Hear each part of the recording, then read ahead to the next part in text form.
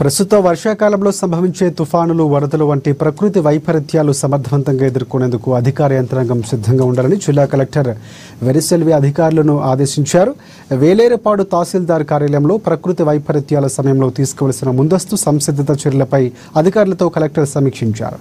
రానున్న 3 రోజుల్లో భద్రాచలం నుంచి గోదావరి వరద నీరు 9 లక్షల క్యూసెక్కులకు పైగా దిగువకు వచ్చే అవకాశం ఉందని అన్నారు.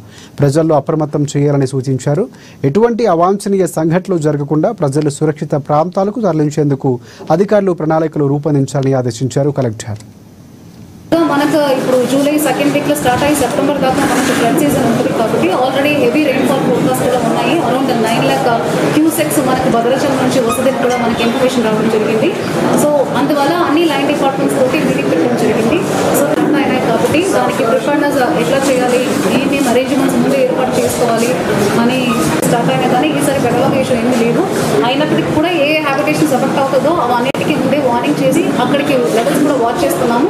భద్రాచలం కూడా మన డిస్ట్రిక్ట్ నుంచి పక్క డిస్ట్రిక్ట్ తెలంగాణ సైడ్లో ఉండవలతో కూడా ఆల్రెడీ గ్రూప్లు ఫామ్ చేసుకున్నాము.